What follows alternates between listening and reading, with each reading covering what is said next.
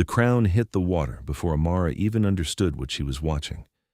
One moment the pale-haired vampire king stood ringed by his rivals in the flooded plaza, water lapping at his knees, his expression carved from marble. The next, someone's blade flashed, not toward him, but toward the ancient circlet of black iron and bone that sat upon his brow. It spun through the rain-thick air, catching torchlight from the canal houses rising around them, and splashed into the murky water between the moored boats. Amara's hand moved on instinct. She had spent 3 years ferrying refugees through these sunken streets, fishing dropped parcels and crying children from the canals, and her boat hook was already in motion before the ripples spread. The crown's weight surprised her when she caught it, heavier than gold, cold as a drowned thing. She lifted it dripping from the water and stared at the iron thorns crusted with old garnets. The plaza had gone silent. 20 vampires, maybe more, all bone-white and sharp as winter, turned to look at her. Rain poured down the vaulted ceiling far above where the old city's roof had caved in centuries ago, turning the firelight to shifting amber. Her ferry rocked beneath her feet. She was suddenly, violently aware that she was human, alone, holding something that men were apparently willing to kill for. The vampire king looked at her across 15 feet of black water. His eyes were dark, darker than any vampires she had seen, and his face held no expression at all. He wore black even in this flooded ruin, coat buttoned to his throat, and his hair fell white and rain-soaked past his shoulders. Someone had cut him. Blood traced a line down his jaw, already closing. Amara made herself move. She pulled her flat-bottomed ferry forward, the wood scraping against submerged stone, until she drew alongside the half-sunken steps where he stood. The other vampires watched but did not interfere. Perhaps they were curious. Perhaps they thought her beneath notice. She held out the crown. He looked at it, then at her. His expression did not change. Rain dripped from his hair, from the iron thorns in her hands. For a long moment she thought he would not move at all. Then he stepped down into the water, deeper, until he stood beside her boat, close enough that she could see the inhuman stillness in him, the way he did not breathe, close enough to kill her without effort. He took the crown from her hands. His fingers were cold where they brushed hers. He turned the circlet slowly, studying it as though seeing it for the first time, and something that might have been exhaustion crossed his face, gone too quickly to name. Then he lifted it gently and placed it upon her head. The weight settled against her skull. The world lurched. Amara grabbed the side of her boat, gasping, as something vast and old and hungry opened in the back of her mind like an eye she had never known she possessed. She could feel the city around her, every drowned street and flooded hall, every crack in the ancient walls, the weight of water and stone and centuries pressing down. She could feel the wards that held back the lake above, fragile as spiderweb, old as bone. She could feel them failing. "What did you do?" Her voice came out hoarse. The vampire king regarded her with those dark, steady eyes. "I gave it to someone who wanted nothing from it." Then he turned and walked away through the water, leaving her gasping in her ferry with a crown of thorns on her head and the weight of a dying city in her bones. The other vampires began to shout. Amara did not remember poling back to her room in the canal house. She remembered hands reaching for her, voices raised in fury and confusion, and the vampire king's voice cutting through them all, cold and absolute, commanding them to let her pass. She remembered the feel of the wards shivering, great invisible structures built into the city's foundations, bound somehow to the crown now pressed against her temples. She remembered stumbling up the water-slick stairs to her tiny apartment, shoving the door closed and collapsing against it with her heart hammering. The crown sat heavy on her head. She reached up to remove it. Her hand stopped an inch away. She could not make herself touch it. Something in her recoiled from the thought, some new instinct that tasted of old magic and older compulsion. The crown had settled onto her head, and it did not wish to be removed. Amara pressed her palms against her eyes and tried to breathe. A knock sounded at her door, soft and precise. She went very still. "I mean you no harm." The vampire king's voice quiet through the wood. "May I enter?" She should refuse. She should shove her desk against the door and pray he honored the old laws about thresholds. Instead, she heard herself say, "Yes." The door opened. He had to duck slightly to enter. The canal houses were built for humans, or had been, back when this city stood above water and sun touched its streets. He closed the door behind him and stood dripping on her threadbare rug, looking around the tiny space with the same expressionless attention he had given his crown. "You live here alone," he said. "Yes." "Ferrying refugees through vampire territory for 3 years." "Yes." He turned that dark gaze on her. "You are either very brave or very foolish. The refugees pay in coin. The vampires pay in safe passage. It works." She touched the wall to steady herself. The city's wards shivered at the edge of her awareness, a constant pressure. "What did you do to me?" "I crowned you. I don't want to be crowned." "I know." He moved further into the room, studying the maps pinned to her walls, the charts of water depth and safe channels, the list of families waiting for passage north. "That is why I chose you." Amara wanted to sit, but would not show weakness. "Explain. Now." He glanced at her, and for the first time something like approval flickered across his face. "The crown is not a symbol. It is a binding. The first vampire king forged it 5,000 years ago to tie the city's defenses to a single will. Whoever wears it can command the wards, can hold back the lake, can seal or open every door in these drowned halls." He paused. "It cannot be removed except by death or willing surrender, and its wearer cannot willingly surrender it to someone who desires it.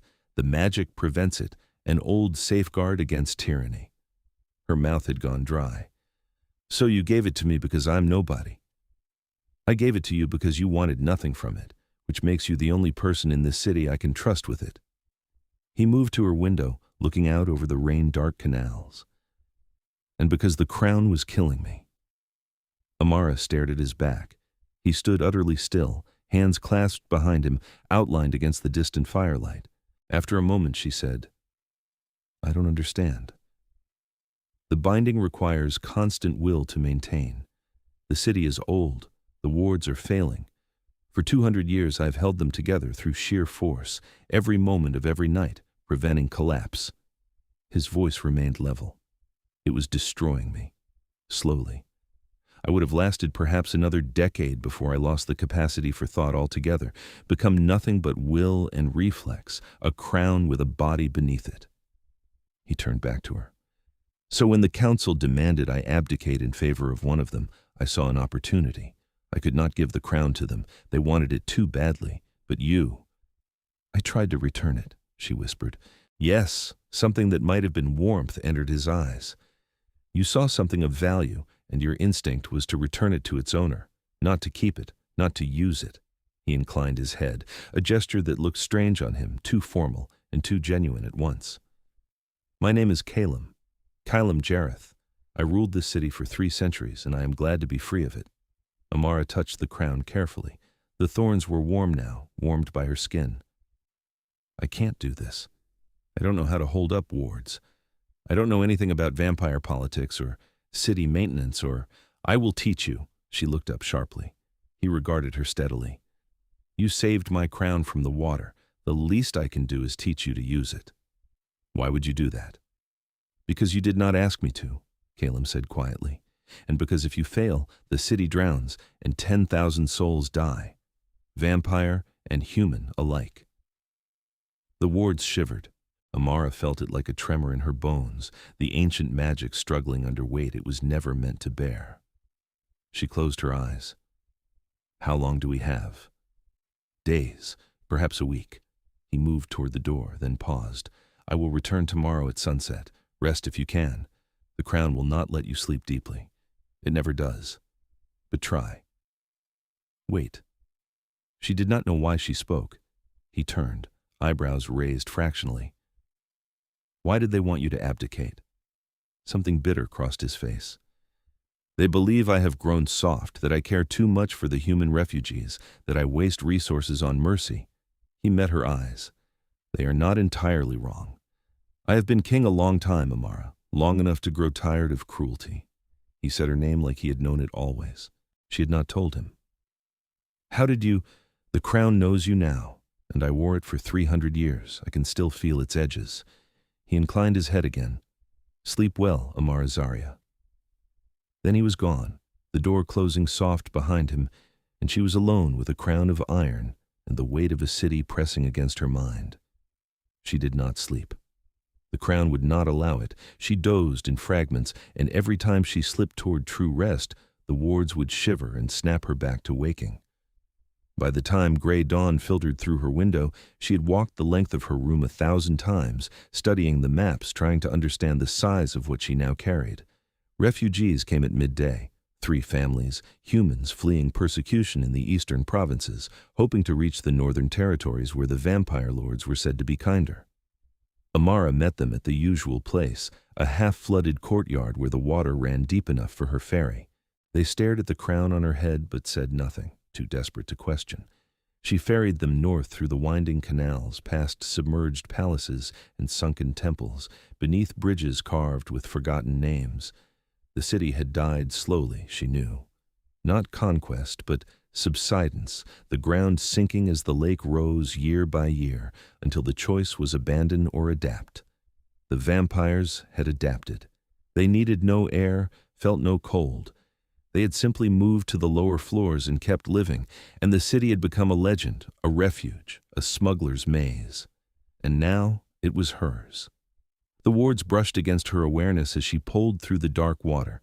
She could feel the weak points, cracks in the ancient spellwork, places where lake pressure strained against failing magic. There, where the north wall bowed inward. There, where water seeped through stone it should not penetrate. There, at the great gate, where the hinges had rusted and the seal had worn thin as paper. She guided the refugees to the north exit and took their coins with shaking hands. They thanked her and disappeared into the tunnels that led upward, toward air and sky. Amara sat in her ferry and put her face in her hands. You feel it now. She jerked upright. Caelum stood on the canal side, utterly silent, dressed in dark gray that made his white hair seem to glow. Sunset had come. She had not noticed. The crown hummed against her temples. I feel everything, she said hoarsely. It's too much. There are 100 places failing. I can't. You can. He stepped down into her ferry. It barely shifted under his weight. Vampires were lighter than they looked, something about the change that hollowed them out inside. May I? She did not know what he was asking permission for, but she nodded. He sat across from her, close in the small boat, and held out his hands. After a moment, she placed hers in his. His skin was cool, not cold the way living things were cold, but simply without heat, neutral as stone. Close your eyes, he said quietly. She obeyed. Feel the wards. You already do. Stop fighting it. Let the awareness come. The city opened around her. 100 weak points, yes, but also 1,000 strong ones. The wards were old, but they were vast, intricate, beautiful in their complexity. She could feel the way they knit together, supporting each other, distributing weight. She could feel the flow of magic through channels carved into the city's bones. Good. His voice came from very close, calm and steady. Now find the worst fracture, the one that will fail first. She searched, her awareness spreading through stone and water. There. The north wall, where water pressure had created a crack in the foundation. The ward there was paper thin, straining. I feel it, she whispered. Pour will into it. Not thought, not hope. Simple, absolute will that it should hold. Amara reached for the fracture with something that was not quite her mind. She imagined the ward strengthening, the crack sealing, the wall standing firm. For a moment, nothing happened.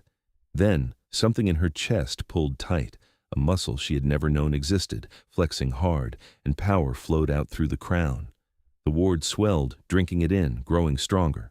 The crack stabilized. She gasped and opened her eyes. Caelum was watching her, his dark eyes intent. Well done. I can't do that 100 times. You will not need to. Only the critical points. The rest can wait. He released her hands and sat back. The crown draws power from your will, but also from the city itself. There's a reservoir deep below where magic pools. You can learn to tap it. Show me. The corner of his mouth lifted barely, the first almost smile she had seen from him. Eager now? 10,000 people, she said. You said 10,000. If I fail. The almost smile faded. Yes? Then show me. He taught her as the night deepened, how to sink her awareness down through layers of stone and water to the reservoir far below, a well of power so old it predated the city itself. How to draw from it carefully, not taking so much that she depleted the source. How to direct the flow through the crown, through herself, into the failing wards. It felt like channeling lightning. It left her shaking and exhilarated and terrified. "You learn quickly," Caelum said when she surfaced from the fourth repair, gasping. "It took me months to understand what you grasped in hours. Maybe humans are better at it. Perhaps," he tilted his head, studying her. "Or perhaps you are simply remarkable." Heat touched her cheeks. She looked away toward the dark water. "Why are you helping me? Really?" Silence. Then, "Because I was where you are now, crowned without warning, thrust into responsibility I never sought, and no one helped me." His voice was quiet. "I was 23 when they made me king. A turned vampire, barely 5 years changed, too young and too angry to refuse when they offered me power. I learned through failure, through watching people die because I did not understand quickly enough." He paused. "I would spare you that if I can." She looked back at him.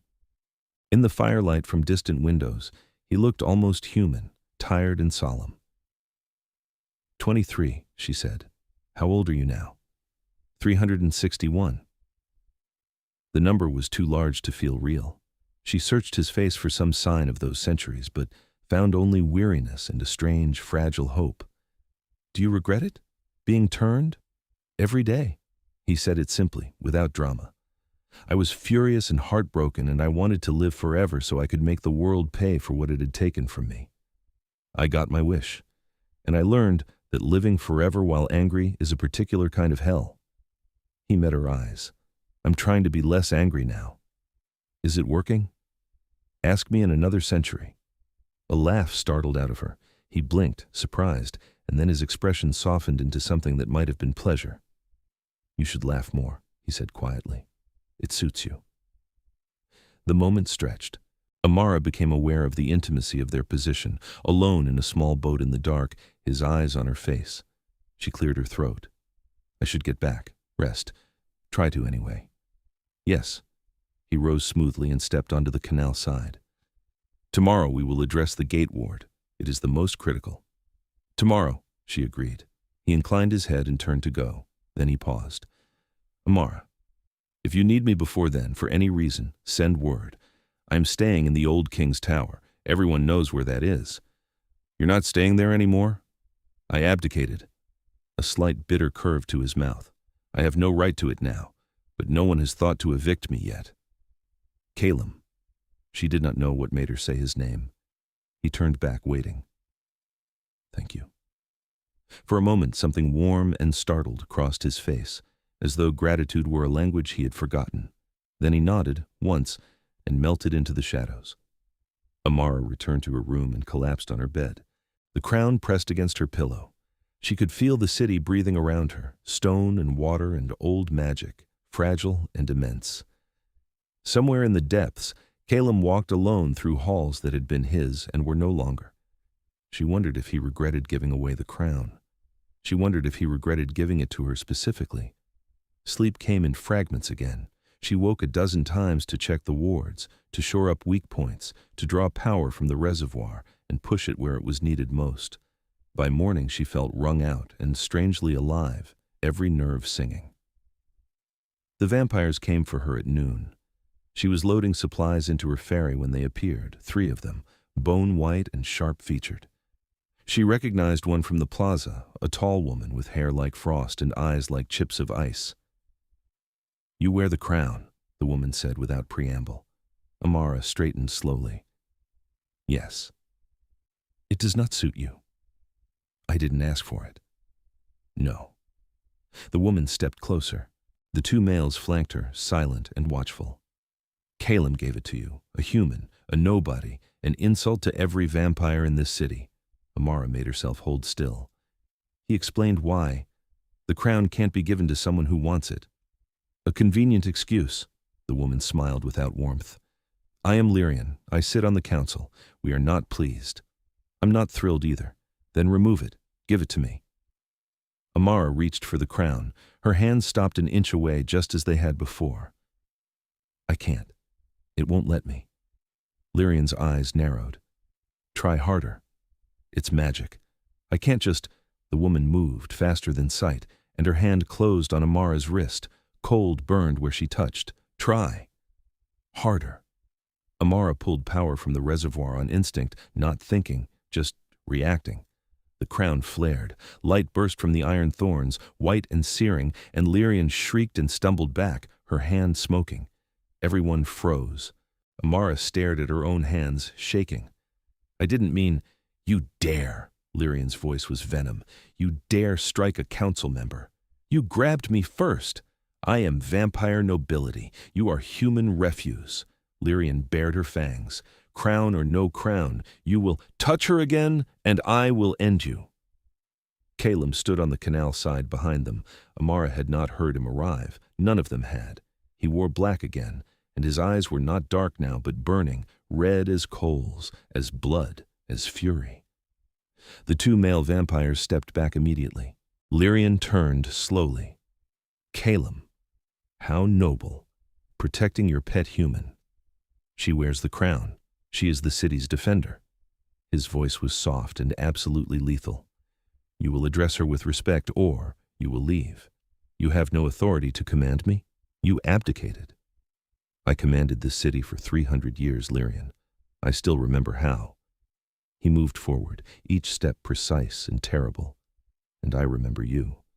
I remember when you begged me for a seat on the council, when you swore loyalty, when you promised to serve the city's good above your own ambition. He stopped an arm's length from her. How quickly oaths are forgotten. Lyrian lifted her chin. The city needs vampire leadership, not a human child playing with power she does not understand. The city needs someone who will preserve it rather than plunder it. Caelum's gaze flicked to Amara. Are you hurt? No. Her voice came out steadier than she felt. I'm fine. His eyes gentled fractionally when he looked at her. Then he turned back to Lyrian. Leave. Now. If you approach her again with hostile intent, I will not be so forgiving. You would start a war over a human? I would start a war over someone under my protection, yes. He said it calmly. Test me if you doubt it. Lyrian stared at him for a long moment. Then she turned and swept away, the two males trailing behind her. Amara let out a breath she had not known she was holding. Caelum turned to her. The red was fading from his eyes, bleeding back to dark. Are you certain you are unhurt? She just grabbed my wrist. I'm fine. Amara rubbed the place where Lyrian had touched her. The skin was not even bruised. I didn't mean to burn her. The crown protects itself. And you. He moved closer, his gaze searching her face. You drew from the reservoir reflexively. That is good. It means your instincts are adapting. It scared me. Fear is reasonable. This is dangerous. He glanced toward where Lyrian had vanished. The council is fractured. Half of them supported my abdication, hoping to seize power. The other half opposed it, preferring the stability of my rule. Now that you wear the crown, both factions are dissatisfied. So everyone hates me. Wonderful. The corner of his mouth twitched. Not everyone. I'm quite fond of you. The words were light, but something in his tone was not. Amara looked up at him, at the way he stood between her and the direction Lyrian had gone, at the tension still visible in his shoulders. Protective, she thought. He had called her under my protection. Why? She asked quietly. He tilted his head. Why am I fond of you? Yes. Because you tried to return the crown, he said simply. Because you did not ask me for help. I had to offer it. Because you care more about the refugees than your own safety. He paused. Because you were kind, in a place where kindness is rare. Heat flooded her face. She looked down at her ferry, at the supplies she had been loading. I'm just doing what needs doing. Yes, Caelum said softly. Exactly. They stood in silence for a moment. Then he said, Come, we should address the gate ward while there is time. It will fail within 3 days if we do not. The gate ward was massive. Amara could feel it even from a distance, a great seal of magic holding back the lake at the city's main entrance. She and Caelum took her ferry through the winding canals to the northern edge of the city, where the water grew deeper and colder, and the ancient walls rose sheer from the drowned streets. The gate itself was enormous, wrought iron and spelled bronze, sealed shut for centuries. Water seeped through the cracks, a steady weeping that spoke of immense pressure beyond. "The lake is 200 feet above us here," Caelum said quietly. "If the gate fails, the surge will destroy the north quarter in minutes." Amara touched the crown. She could feel the ward, could feel the thinning places where magic had worn through like old cloth. "How do I fix this?" "Carefully." He moved to stand behind her, close enough that she could feel the coolness radiating from him. "Sink your awareness into the ward structure. See how it is built." She closed her eyes and reached. The ward opened to her, a tapestry of interwoven spells, each thread supporting the others. But the threads were breaking, one by one, and the weight was shifting to those that remained. "I see it," she whispered. "Where is the keystone? Every ward has one, the central point that anchors it all." She searched, tracing the threads back to their source. There. At the center of the gate, buried in the bronze, a knot of magic so old it had fossilized into something almost physical. The keystone. "Found it. Good. Now you must feed power directly into the keystone, not gently, all at once. Flood it. The ward will drink as much as you can give and use it to repair itself." "All at once?" Her eyes snapped open. "What if I give it too much?" "You cannot. The ward will take what it needs and no more." He paused. "But it will hurt. I will not lie to you about that." She turned to look at him. He stood very close, his expression serious. "How badly?" "Badly enough that you may lose consciousness. I will catch you if you fall." The certainty in his voice steadied her. She nodded and closed her eyes again. She sank down to the reservoir, that deep well of magic far below. She had been drawing from it carefully, sipping at its edges.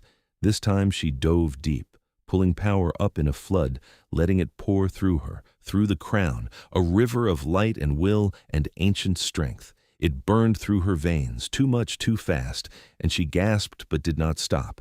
She aimed it all at the keystone and let it crash home. The ward drank. It pulled power from her in a torrent, greedy and desperate, repairing itself with furious speed. She felt the threads reweaving, the weak points strengthening, the seal solidifying. She felt the gate settle into place, whole again, immovable. She felt her legs give out. Caelum caught her. She knew it was him before she opened her eyes, knew the cool strength of his arms, the careful way he lowered them both to the bottom of the ferry. She lay against him, shaking, every nerve screaming. "Breathe," he said quietly. "You did it. The ward is whole." "Hurts," she managed. "I know. It will pass." He held her while the pain faded, one arm around her shoulders, the other hand resting lightly on her head, careful of the crown. She could hear his voice above her, soft and steady, speaking in a language she did not know. Soothing sounds. After a time, the shaking eased. "Better?" he asked. "Yes." She did not move. He was cool against her, solid, and her head was tucked beneath his chin. She could not remember the last time someone had held her like this. "Thank you. You repaired a ward that has stood 5,000 years. I did nothing. You caught me." His arms tightened fractionally. "Yes, I did." She tilted her head back to look at him. His face was very close, those dark eyes intent on hers. There was something in his expression she could not name, something that made her breath catch. "Caelum," she started. A bell tolled, deep and resonant, echoing through the drowned city. Caelum's head snapped up. The warmth drained from his expression. "The alarm," he said. "The council is calling an assembly." He helped her sit up, his movements suddenly brisk. Amara touched the crown, orienting herself. The wards were stable, no emergency there. "What does it mean?" "It means they are moving against you." He rose and offered his hand. She took it, and he pulled her to her feet. "The council has the authority to call trials. They are likely going to challenge your right to wear the crown." Fear spiked through her. "Can they take it?" "Not by force. The crown will not allow it. But they can try to pressure you into surrendering it willingly." His jaw tightened. "Or they can rule you unfit and call for your execution." "They can't just execute me. They can if they convince enough of the city that you endanger it." He met her eyes. "I will not let it come to that." But we must go. Now. Refusal to appear would be seen as proof of guilt. The assembly hall was a vast chamber in the city's heart, half flooded, with a gallery of stone seats rising above the water. Vampires filled it, hundreds of them, bone white and silent. Torches burned in sconces along the walls, their light dancing on the water below. Caelum led Amara to the center, where a raised platform stood just above the waterline. She climbed onto it, very aware of every eye upon her, of the crown on her head. Caelum stood beside her, close, a silent statement. The council sat in a semicircle above them, 7 vampires in high-backed chairs. Lyrian was among them, her hand still wrapped in black cloth where the crown had burned her. An older male vampire, gray-eyed and ancient, leaned forward. "Amara Zarya," he said. His voice carried effortlessly through the chamber. "You stand accused of unfit rulership, endangerment of the city, and assault upon a council member. How do you answer?" Amara's mouth was dry. She forced her voice steady. "I was given the crown through no choice of my own. I have worked to maintain the wards and preserve the city. I defended myself when attacked. I am not guilty." Murmurs rippled through the gallery. The gray-eyed vampire raised a hand and silence fell. "Caelum Jareth gave you the crown in an act of abdication," he continued, "an abdication not sanctioned by this council. We question the legitimacy of the transfer." "The crown itself sanctioned it," Caelum said quietly. "It would not have bonded to her otherwise. The magic does not lie." "The magic is old and perhaps failing," Lyrian said coldly. "As the wards are failing, under her watch." "The wards were failing long before she wore the crown," Caelum countered. "I spent 2 centuries holding them together. She has had days and has already repaired the gate ward, which even I could not fully restore." That caused a stir. The gray-eyed vampire's eyebrows rose. "The gate ward is whole?" "As of 2 hours ago," Caelum confirmed. "She flooded it with enough power to complete its self-repair, a feat of considerable skill." "Or recklessness," Lyrian snapped. "Pouring uncontrolled power into ancient magic is precisely the sort of foolishness that endangers us all." "It was controlled," Amara said, "and it worked." Lyrian turned to her with a smile like a knife. "Tell me, human, do you understand the history of the crown you wear?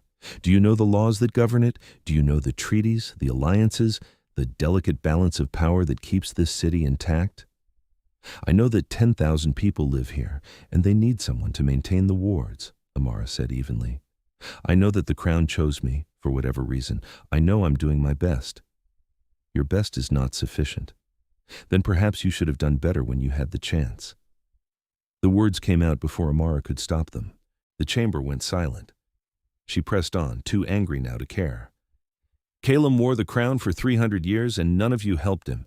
You took his protection for granted, and then demanded he give it up when he started showing mercy. Now you want me to fail so you can claim the crown for yourselves, but you can't, because the magic won't let you." She stepped forward. "So instead you try to intimidate me into surrendering it. You hold trials and make accusations and hope I'll break." She pulled power from the reservoir, not threatening, just enough to make the crown glow softly. "I will not break. I will maintain the wards and protect this city because it is the right thing to do. And if you have a problem with that, take it up with the crown itself." The silence stretched. Then, shockingly, someone in the gallery began to clap. Slowly, others joined. Not all of them, but enough. Amara blinked, startled. The gray-eyed vampire leaned back. "It seems you have supporters, Amara Zarya." He looked to the other council members. "I move to table the trial pending further observation. All in favor?" 3 hands rose, then a 4th, a majority. Lyrian's face went rigid with fury. "This is madness." "This is democracy," the gray-eyed vampire said mildly. "Trial tabled. The crown remains with Amara Zarya, unless she proves unworthy of it." He looked down at Amara. "Do not prove us wrong, girl." "I won't," she said. The assembly dispersed slowly. Vampires lingered, talking in low voices, some casting curious looks at Amara. Caelum touched her elbow gently. "Come," he murmured, before they changed their minds. They returned to the canals in silence. Amara's hands were shaking again, adrenaline draining away. When they reached her ferry, she sat down hard, putting her head in her hands. "I can't believe I said that." "I can." Caelum sat beside her. It needed saying. I made an enemy of Lyrian for life. You had her as an enemy already. Now at least she knows you will not cower. He paused. You are magnificent. She looked up at him. He was watching her with an expression she was beginning to recognize, something warm and wondering and almost tender. I was terrified, she admitted. Yes, and you spoke anyway. That is courage. He reached out slowly and brushed a strand of hair back from her face. His fingers were cool against her temple. You are far stronger than you know, Amara. She felt herself leaning toward him, drawn by the warmth in his eyes, the gentleness in his touch. He went very still, watching her, and for a moment she thought he might close the distance between them. Then he drew back, his hand falling away. You should rest. You have done enough for one night. Disappointment stung. She covered it with a nod. Yes, all right. He helped her pull the ferry back to her canal house and walked her to her door. At the threshold, he paused. Amara, what you said in the assembly about me showing mercy, thank you for that. It was true.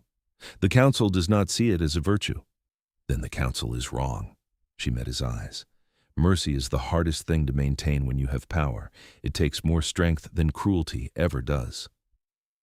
Something in his expression cracked, just for a moment, and she saw past the controlled exterior to the exhaustion and loneliness beneath. Then he smoothed it away and inclined his head. Sleep well, he said quietly, and left. Amara entered her room and closed the door. She leaned against it, touching the crown, feeling the city hum around her. Somewhere in the depths, Caelum walked alone, free of the burden he had carried for centuries, but not free of the cost it had exacted. She wondered what it would take to ease that cost. She wondered if he would let her try. The days blurred together. Amara worked the wards obsessively, shoring up weak points, drawing from the reservoir, learning to sense problems before they became critical. Caelum came each evening and taught her, patient and thorough, never pushing too hard, but never letting her rest on her accomplishments. He spoke little of himself, but she learned anyway, in fragments. The way he watched the refugees with quiet approval. The way he moved through the city as though every stone were familiar, because it was. The way he sometimes touched the places where the crown had rested on his own head, reflex memory of weight that was no longer there. She learned that he had been a scholar before he was turned, studying history and languages in a university that no longer existed. That he had been engaged to a woman who died of fever the winter before their wedding, and the grief had made him reckless, had sent him into the arms of a vampire who offered eternity. That he regretted the turning, but not the long years that followed, because they had taught him things he could have learned no other way. She learned that he took his coffee black and bitter, that he read poetry in 5 languages, that he played chess with ruthless efficiency, but always gave his opponent the first move, that he had not fed from a human in over a century, surviving on animal blood and donated stores because he refused to take what was not freely offered. She learned that when he looked at her, his eyes softened in a way they did for no one else, and she learned that she was falling in love with him. It crept up on her slowly, a quiet certainty that grew each time he caught her when the ward work exhausted her, each time he spoke her name, each time he stood between her and danger without hesitation. She did not know when it shifted from gratitude to something deeper. Perhaps when he laughed at something she said, a real laugh, surprised and genuine. Perhaps when he brought her food one evening, remembering that humans needed to eat more regularly than vampires. Perhaps when he told her, voice rough, that teaching her had reminded him why he had wanted to be a scholar in the first place, because watching someone learn was a joy he had forgotten. She did not tell him. He was careful with her, kind and protective and endlessly patient, but he kept a distance. He never touched her longer than necessary, never let the warmth in his eyes turn to anything more. She did not know if it was because she was human, or because she wore the crown he had carried, or because 300 years of loneliness had taught him not to hope. She only knew that she wanted to close the distance and did not know how. 3 weeks after she had fished the crown from the water, the city threw a festival. It was tradition, Caelum explained, held each year to mark the city's founding. Vampires and humans together filled the plazas, music echoing from the canal houses, lights floating on the water. Amara walked through it with the crown on her head and felt for the first time like she belonged. Caelum found her in a quiet corner, watching dancers spin on a half-flooded platform. He wore dark blue tonight, almost black, and his hair was tied back. He looked like a prince from an old story. "You should be dancing," he said. She glanced at him. "I don't know the steps. I could teach you." Her heart stuttered. "All right." He offered his hand. She took it, and he led her to the platform, into the press of dancers. The music was old, a waltz from centuries past, and his hand settled at her waist, cool through the fabric of her dress. "Follow my lead," he said quietly. She did. He guided her through the steps, patient when she stumbled, steady when she lost the rhythm. The crown caught the light as she turned, scattering reflections across the water. Other dancers gave them space, watching with curiosity or approval, or, in a few cases, thinly veiled hostility. Amara ignored them. She focused on Caelum, on the way he moved, on the feel of his hand in hers. "You are learning quickly," he said after a while. "I have a good teacher." He smiled, small and genuine, and she felt her chest tighten. The music shifted, slowing, and he drew her closer. They were nearly touching now, his hand firm at her waist, her fingers laced with his. She could see the flecks of red buried deep in his dark eyes, could count his eyelashes if she wanted. "Amara," he said quietly. "Yes? I need to tell you something." Her pulse jumped. "What?" He hesitated, visibly gathering himself. Then, "I'm glad you fished the crown from the water. I'm glad I gave it to you, not only because it freed me, but because it brought you into my life." His voice was very low. "I've been alone a very long time. I'd forgotten what it felt like to care for someone, to want their happiness more than my own. You reminded me." She stared at him. "Caelum, you do not need to say anything. I only wanted you to know." He searched her face.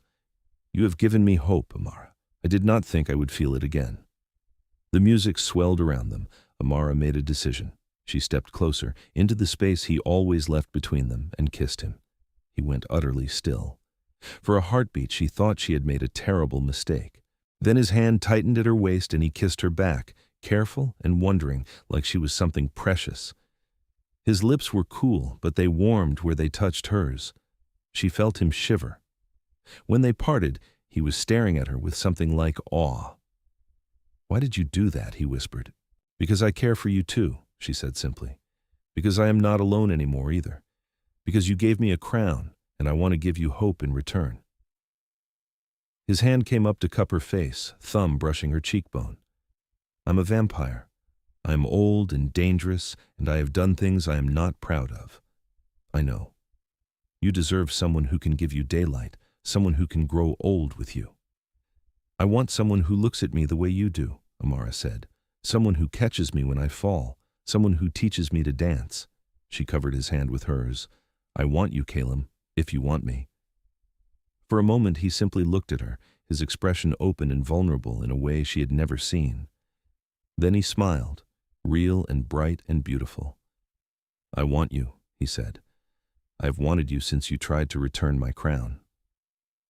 She laughed, breathless, and he kissed her again, deeper this time, one hand cradling the back of her head, careful of the crown.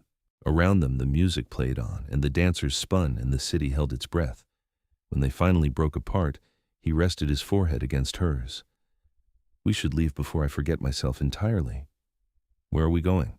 "Somewhere I can kiss you properly without an audience." Heat flooded through her. She nodded, not trusting her voice, and let him lead her from the platform, through the festival crowd, into the quiet dark of the canals. He took her to the old king's tower, to the rooms he still occupied. They were sparse but elegant, books lining the walls, maps spread across a broad desk. A window looked out over the drowned city, lights reflecting on black water. He closed the door behind them and turned to her. "Are you certain?" he asked quietly. "Yes." He crossed to her slowly, giving her time to change her mind. When she did not move, he gathered her close, one hand at her waist, the other sliding into her hair. He kissed her like he had all the time in the world, thorough and patient, learning her. She wrapped her arms around his neck and kissed him back, pouring into it everything she had not known how to say. He lifted her easily and carried her to the window seat, settling her in his lap. The crown dug into her scalp, but she barely noticed. His hands were on her face, her throat, her waist, mapping her with careful reverence. She pulled at the tie in his hair, and it spilled around his shoulders, white as frost. She buried her fingers in it, and he made a soft sound against her mouth. "Amara," he breathed, "you are undoing me." "Good." He laughed, the sound rough and pleased, and claimed her mouth again. They stayed there for hours, kissing and touching and learning each other, until the festival sounds faded and the city grew quiet. When she finally dozed against his shoulder, he held her, stroking her hair, murmuring things in languages she did not know. She felt safe. She felt cherished. She felt home. The crisis came 4 days later. Amara was working on a ward in the eastern quarter when the reservoir shuddered. She felt it like a blow, the vast well of magic convulsing, power surging and then dropping, wildly unstable. She gasped and nearly fell from her ferry. Caelum was beside her in seconds. She had not seen him arrive, but he was there, steadying her. "What is it?" "The reservoir. Something's wrong." She sank her awareness down, searching. The power roiled, churning like a storm. "I don't understand. It was stable yesterday." "Show me." She took his hand and shared the awareness. The crown allowed it. She had learned to extend its senses to him, a gift of trust. He stiffened. "Someone is draining it," he said flatly. "Wow, what?" "Drawing power directly from the reservoir. Massive amounts, deliberately destabilizing it." His eyes flashed red. "The council. They are trying to force you to fail." Rage flooded through her. "They would endanger the entire city?" "They believe they can repair it after you are discredited. They are wrong, but they believe it." He turned to her. "Can you stop it?" She searched the reservoir, following the drain. It led to a location in the western quarter, a deep chamber she had never visited. "I can try." "Then we go, now." They raced through the canals, Caelum poling her ferry with inhuman speed. Amara kept one hand on the crown, monitoring the reservoir. The drain was accelerating. If it continued much longer, the entire well would collapse, and with it, every ward in the city. The western quarter was old, the buildings crumbling, the water dark and still. Caelum guided them to a half-submerged temple and leaped onto the steps. Amara followed. The crown pulled her forward, sensing the drain. Inside, the temple was vast and flooded. At its center, standing in water to her waist, was Lyrian. Her hands were raised, magic crackling between them, a great siphon pulling power from the reservoir far below. "Stop!" Amara shouted. Lyrian turned. Her smile was triumphant. "Too late, human. The reservoir will drain in minutes, the wards will fall, and the council will vote to remove your crown and execute you for gross incompetence." "They will do no such thing," Caelum said coldly. He moved past Amara, stepping into the water. "Release the siphon, Lyrian. You have no authority here. I have the authority of 3 centuries' experience and absolute certainty that you will stop or I will stop you." He bared his fangs. "Choose." Lyrian laughed. "You abdicated, Caelum. You gave up your power. You cannot threaten me." "I gave up the crown, not my strength, not my will, and certainly not my willingness to protect what I care for." He moved closer, each step deliberate. "I have killed to protect this city before. Do not make me do it again." "You are bluffing." "Test me." For a moment they stared at each other. Then Lyrian's hands moved and the siphon flared brighter. "I will drain it entirely. I will collapse the wards and blame you and your pet human, and the council will—" Caelum struck. He moved too fast for Amara to track, a blur of white and black, and then he was on Lyrian, one hand around her throat, lifting her from the water. The siphon shattered. Power backlashed, wild and raw, and Amara screamed as it tore through the crown. She fell to her knees, clutching her head. "Amara!" Caelum's voice sharp with fear. "I'm all right," she gasped. "The reservoir!" It was hemorrhaging power, the backlash from the broken siphon tearing it apart. She could feel it unraveling, feel the wards beginning to fail across the city. If the reservoir collapsed entirely, nothing would hold. She had seconds. Amara reached deep, deeper than she ever had, to the very bottom of the well. She found the reservoir's heart, the ancient core of magic that fed it all, and she wrapped her will around it like a fist. She held it. She refused to let it break. Power fought her, wild and desperate. It wanted to escape, to dissipate into the stone and water. She wrestled it, forcing it back into the well, into the channels, into stability. It felt like holding a hurricane in her hands. It felt like dying. But she did not let go. Slowly, impossibly, the reservoir calmed. The hemorrhage stopped. The power settled. The ward stabilized. Amara opened her eyes. She was lying on the temple floor, water lapping at her face. Caelum knelt beside her, his hands on her shoulders. "Amara, look at me." She focused on him. His face was tight with fear. "I'm all right." You stopped breathing. "The reservoir," she said hoarsely. "Is it stable?" "Yes." He gathered her up, pulling her into his lap, holding her so tightly she could barely breathe for a new reason. "Yes. You saved it. You saved the city." She became aware of other vampires arriving, drawn by the commotion. The gray-eyed council member waded into the temple, took in the scene, Lyrian unconscious against a pillar where Caelum had thrown her, Amara cradled in Caelum's arms, the fading crackle of broken magic in the air, and his expression went grim. "Explain," he said. Caelum did. His voice was flat, controlled, but Amara could feel the fury vibrating through him. When he finished, the gray-eyed vampire turned to Lyrian, who was stirring, groaning. "You sabotaged the reservoir," he said, "endangered 10,000 lives, violated every law we have." He looked to the other council members who had gathered. "I call for immediate removal and exile." "Agreed," said another. "Agreed," said a third. Lyrian's eyes snapped open. "You cannot, we can, and we have." The gray-eyed vampire's voice was ice. "You are stripped of your council seat and banished from this city. If you return, you will be executed. Go." Two vampires hauled Lyrian to her feet. She stared at Amara with pure venom. "This is not over." "It is," Amara said quietly. "You lost." They dragged Lyrian away. The gray-eyed vampire turned back to Amara. "You have proven yourself beyond doubt.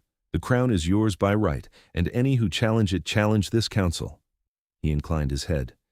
"You have our support." "Thank you," Amara managed.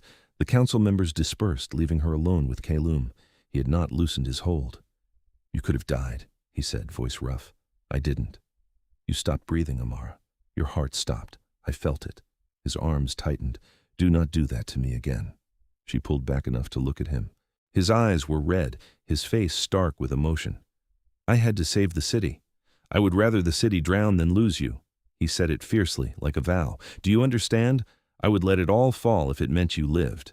Her breath caught. "Caelum, I love you." The words came out raw. "I did not want to. I tried not to. But I love you, Amara, and the thought of you dying unmade me entirely." She cupped his face, feeling the coolness of his skin, the realness of him. "I love you too. That is why I saved the city. Because you care for it. Because 10,000 people live here and you have spent centuries protecting them. Because I want to protect what you love." He closed his eyes and leaned into her touch. "I do not deserve you." "You deserve everything," she kissed him, soft and sure. "And I am not going anywhere." When they returned to the canals, the city was buzzing. News of Lyrian's sabotage had spread, and with it, renewed support for Amara. Vampires and humans alike called out to her as she passed, thanking her, praising her. The crown felt lighter on her head. That night, in Caelum's rooms, she asked the question that had been growing in her mind for days. "The crown," she said. "It is bound to one wearer, one person holding all the power." "Yes." He was seated at his desk, reading a report. He glanced up.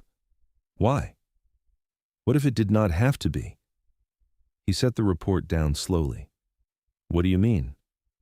"You said the crown was forged to tie the wards to a single will, a safeguard against tyranny." She moved to stand beside him. "But tyranny does not come only from desire for power. It can come from one person bearing too much responsibility, from a system that allows no sharing, no rest." He was very still. "You want to change the crown's binding. I want to dissolve it entirely. Reforge the wards so they do not require one person to bear them, so the city can be governed by many, not one." She met his eyes. "So no one has to carry what you carried, what I am carrying now. That would require unmaking magic 5,000 years old. Can it be done?" He studied her for a long moment. Then he rose and went to a shelf, pulling down a heavy tome. He paged through it, frowning. "Theoretically, the crown is a focus, not the source. If we could rebind the wards to the city itself rather than to the crown, then destroy the crown, The wards would persist but become communal, maintained by the collective will of those who live here. He looked up. It has never been attempted. Should we try? It would be dangerous. If we fail, the wards collapse. If we do nothing, the crown will eventually destroy me the way it was destroying you. She touched it lightly.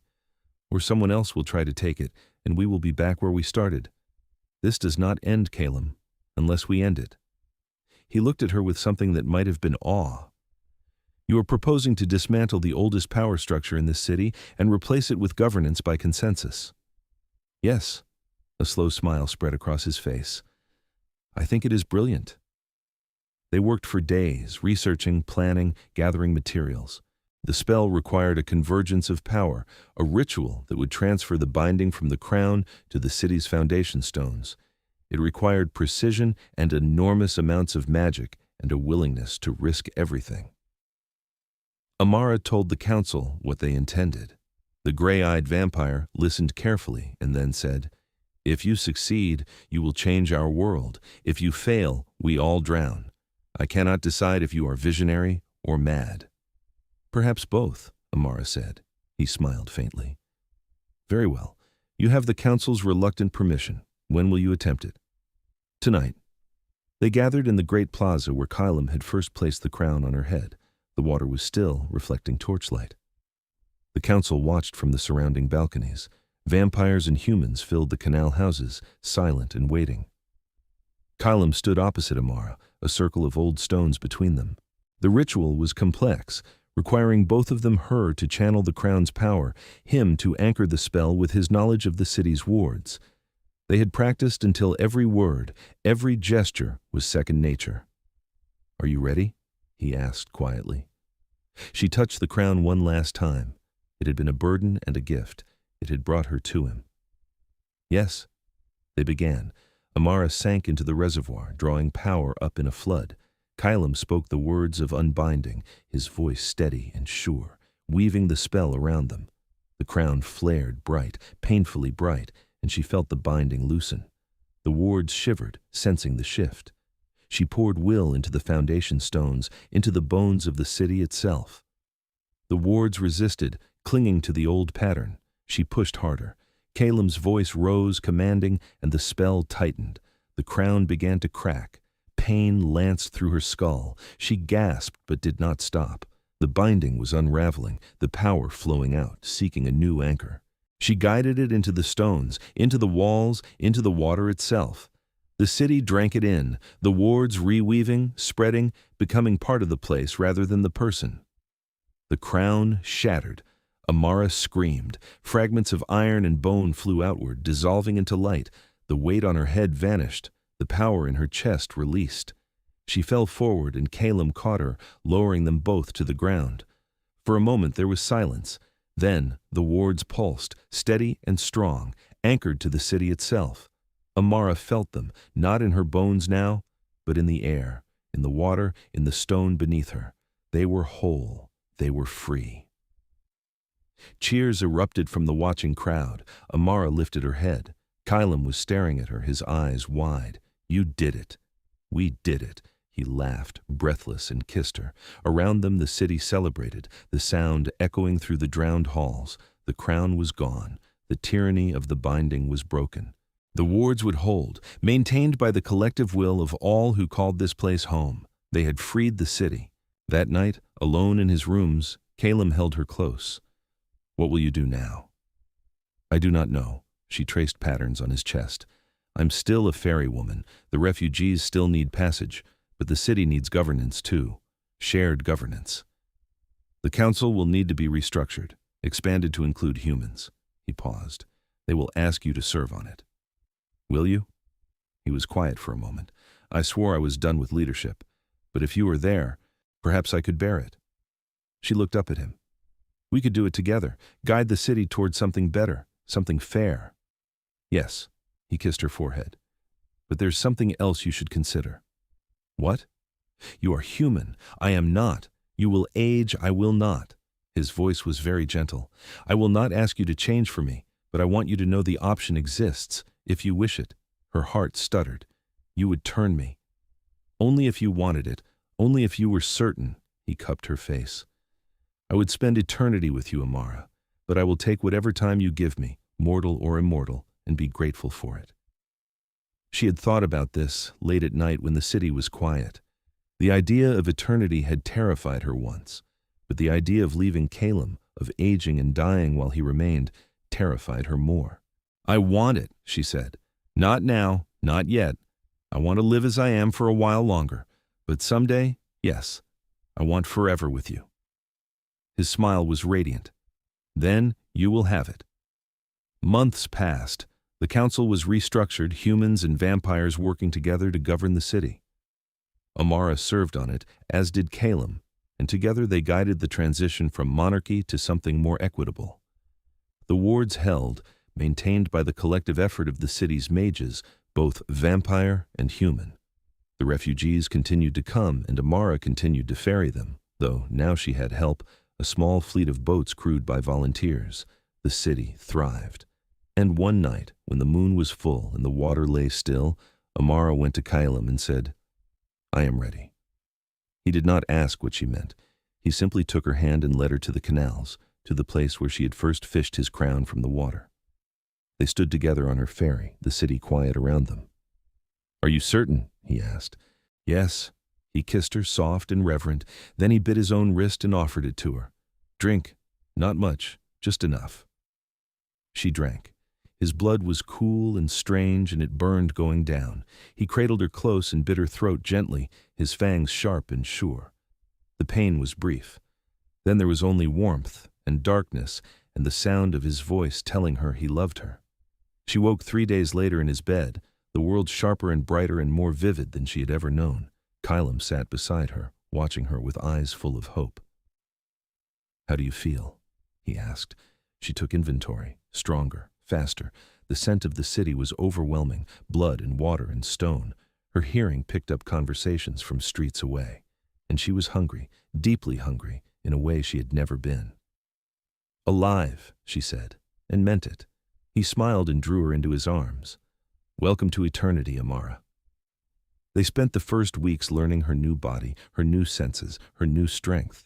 Caelum taught her to feed without killing, to control the hunger, to move through the world without revealing what she was. She learned quickly, drinking in his instruction the way she had once drunk in his lessons about the wards.